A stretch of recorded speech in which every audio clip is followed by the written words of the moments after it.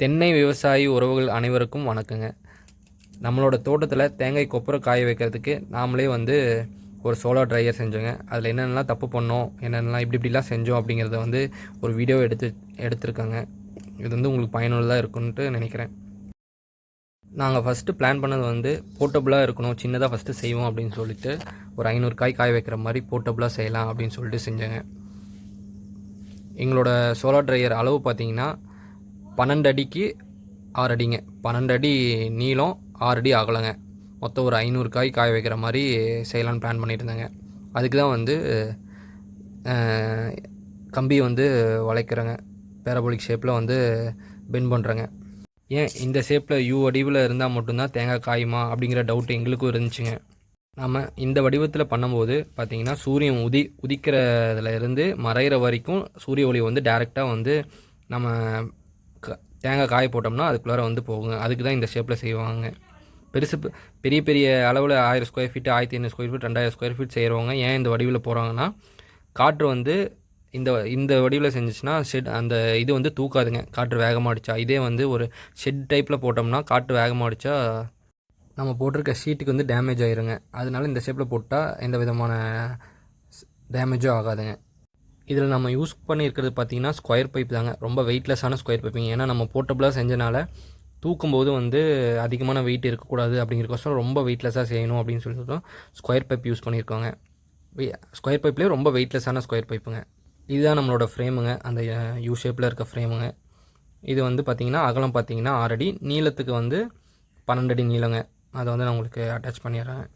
நிறையா பேர் ஒரு புரிதல் இல்லாமல் இருக்காங்க. சோலார் ட்ரையர்னால் சோலார் பேனலை வச்சு ஹீட் பண்ணி அந்த தேங்காயை வந்து காய வைப்பாங்க அப்படின்னு. நாங்களும் அதை ஃபஸ்ட்டு அதுதான் நினச்சிட்டு இருந்தாங்க. ஆனால் சோலார் ட்ரையருங்கிறது என்னென்னா, ஒரு சூரிய வெளிச்சத்தை வந்து அந்த ஷீட்டுக்குள்ளார வந்துருச்சு அப்படின்னா அந்த ஷீட் வந்து வெளியே விடாதுங்க சூரிய ஒளியை. அப்போ வந்து சூரிய வெளிச்சம் வந்து ஹீட்டு ஜென்ரேட் பண்ணும்போது அந்த ஹீட் வந்து உள்ளாரே இருக்குங்க.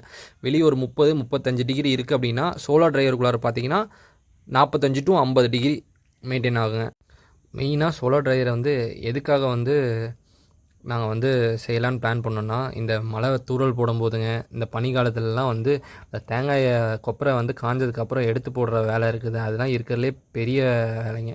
அதை குறைக்கணும் அப்படிங்கிறதுக்காக மட்டும்தான் வந்து சோலார் ட்ரையருங்க. இது ஏன் வெயிலே காய போட்டால் காயாதா அப்படின்னா, கண்டிப்பாக காயுங்க. ஆனால் அதுக்கான ஆள் வந்து வேணுங்க. மழை எப்போ வருதுன்னு தெரியாதுங்க. திடீர்னு மழை வந்து தூறல் பட்டுருச்சு, இல்லை பனி வந்து விழுந்துருச்சு அப்படின்னா அப்படியே வந்து கொப்பரை வந்து ஃபங்கஸ் பிடிச்சிருங்க. ஃபங்கஸ் பிடிச்சிட்டாலே அந்த கொப்பரைக்கு வந்து நல்ல ரேட்டுக்கு போகாதுங்க. அதுக்காக மெயினாக சோலார் ட்ரையர் யூஸ் பண்ணலாங்க. இது வந்து பார்த்திங்கன்னா ஃபுல்லாக இப்போ வந்து ஒரு ஸ்ட்ரக்சரை வந்து ரெடி பண்ணிட்டாங்க. ஒரு பேரபோலிக் ஷேப்பில் வந்து ஒரு ஸ்ட்ரக்சர் ரெடி பண்ணியாச்சுங்க. இது வந்து சப்போர்ட்டுக்காக ஒரு சைடில் வந்து 2 ஸ்கொயர் பைப் வச்சுருக்காங்க. ஏன்னா வந்து ஆடக்கூடாது அப்படிங்கிற ரொம்ப வெயிட்லெஸ் மெட்டீரியல்னால சப்போர்ட்டுக்கு வந்து தூக்குனா வந்து வளையக்கூடாது அப்படிங்கிறதுக்காக சப்போர்ட்டுக்கு வச்சுருக்காங்க. இந்த செட்டப் ஃபுல்லாகவே யாரும் வெல்டரு இல்லை வந்து இப்போ இன்ஜினியர்லாம் யாரும் பிளான் பண்ணலைங்க. நாங்களே அண்ணாவும் நானும் பிளான் பண்ணி பண்ணோங்க.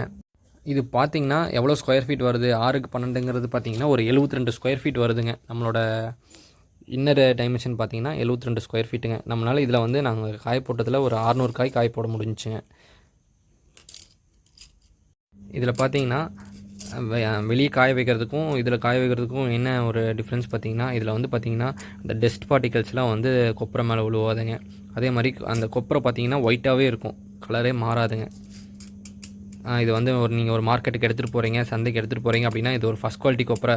சோலார் ட்ரையரில் போட்டாலே ஃபஸ்ட் குவாலிட்டி கொப்பரைன்னு தான் சொல்லுவாங்க. சல்ஃபர் யூஸ் பண்ணாமங்க. சல்ஃபர் யூஸ் பண்ணாத கொப்பரைனா ஃபஸ்ட் குவாலிட்டி கொப்பரைனா சோலார் ட்ரையரில் காய போட்டதாங்க. வெளியே போட்டு ஒரு 10 நாளில் காயுது அப்படின்னா சோலார் ட்ரையரில் 4 நாளில் காஞ்சிருங்க. அதுதான் டிஃப்ரென்ஸுங்க. அதே மாதிரி செய்கிற வேலையும் கம்மிங்க.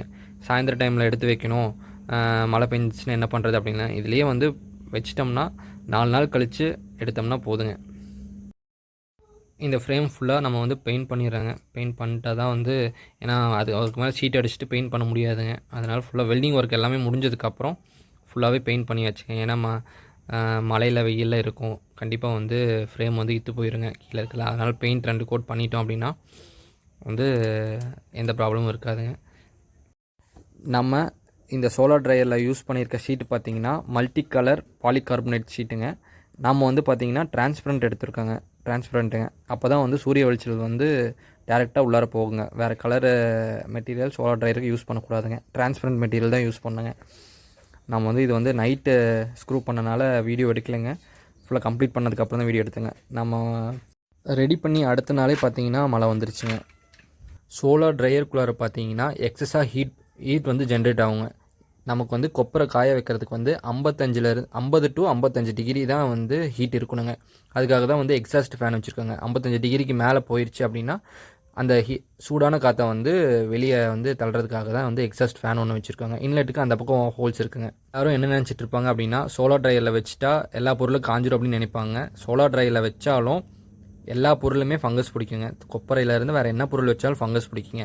சோலார் ட்ரையருக்கு மெயினே சூரிய வெளிச்சம் தாங்க. சூரியன் வரல, நீங்கள் உடச்சி போகிற 500 காய் உடச்சி போடுறீங்க, சூரியன் இன்றைக்கி வரல அப்படின்னா கண்டிப்பாக அந்த காய் வந்து ஃபங்கஸ் பிடிச்சிருங்க. சூரியன் இருக்கிறப்போ காய வச்சிங்கன்னா சீக்கிரமாக காஞ்சிருங்க. சோலார் ட்ரையரில் மெயினாக நம்ம பார்க்க வேண்டியது பார்த்திங்கன்னா ஹீட்டும் ஹியூமிடிட்டியும் வந்து கரெக்டாக மெயின்டைன் பண்ண. ஹியூமிடிட்டிங்கிறது வேறு ஒன்றும் இல்லைங்க, ஈரப்பதம் வந்து சோலார் ட்ரையருக்குள்ளார வந்து கம்மியாக இருக்கணுங்க. அதிகமாச்சு அப்படின்னா ஃபங்கஸ் பிடிச்சிருங்க. சோலார் ட்ரையர் ரெடி பண்ணதுக்கப்புறம் சரி ஒரு 500 காய் உடச்சி போட்டு காய போட்டு பார்க்கலாம், என்ன இது மாதிரியான ரிசல்ட் வருது அப்படின்னு பார்க்கலாம் அப்படின்னு சொல்லிட்டு காய் எல்லாமே உடச்சி போட்டுருந்தேங்க. ஆள் வர சொல்லியிருந்தேங்க தேங்காய் போடுறதுக்கு. ஒரு கரெக்டாக ஒரு 600 காய் உடச்சி போட்டேங்க. ஏன்னா கரெக்டாக சோலார் ட்ரையர் பிடிக்கிற அளவுக்கு பார்த்தா உடச்சி போடலாம் அப்படின்னு பார்க்கும்போது 600 காய் கரெக்டாக எங்களோட சோலார் ட்ரையர் பார்த்திங்கன்னா 600 காய் பிடிச்சிங்க. ஃபஸ்ட்டு வந்து ட்ரையல் பார்க்கலாம் அப்படிங்கிறதுக்காக வந்து கீழே வந்து எந்த களமும் போடலிங்க. ஒரு படுதா விரிச்சு விட்டு அது மேலே தான் காய போட்டிருக்கேன். ஏன்னா வந்து எது மாதிரியான ரிசல்ட் கொடுக்கும் அப்படின்னு தெரியலிங்க. போர்ட்டபுளாக பண்ணியிருக்கனால கீழே வந்து இன்னும் கடப்பக்கல் வச்சு களம் போடணுங்க.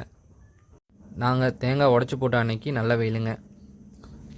எல்லாம் வந்து காயை வந்து அடுக்கிட்டு நாங்கள் பிளான் பண்ணது எப்படின்னா கீழே வந்து சோலார் ட்ரையரை உரமாக வச்சுட்டு களத்தில் வந்து காயை அடுக்கிட்டு அதுக்கப்புறம் வந்து சோலார் ட்ரையரை எடுத்து களத்து மேலே வச்சு க்ளோஸ் பண்ணிடுறேன். இப்போ பார்த்தீங்கன்னா சோலார் ட்ரையரை களத்து மேலே வச்சு க்ளோஸ் பண்ணியாச்சுங்க.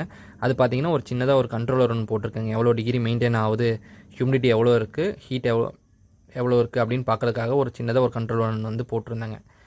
நாங்கள் தப்பு பண்ணது எப்போ தெரிஞ்சுன்னு பார்த்தீங்கன்னா அடுத்த நாள் காலையில் வந்து பார்க்கும்போது என்ன ஆயிருந்துச்சு, நாங்கள் சோலார் ட்ரையருக்கு உள்ளார பார்த்தீங்கன்னா அந்த ஷீட்டுக்கு அடியில் ஃபுல்லாக பார்த்தீங்கன்னா ஃபுல்லாக வந்து பனித்துளி வந்து தண்ணி வந்து நீராவியாகி அந்த ஷீட்டு ஃபுல்லாக வந்து ஈரப்பதமாக இருந்துச்சுங்க சோலார் ட்ரைக்குள்ளார ஃபுல்லாக.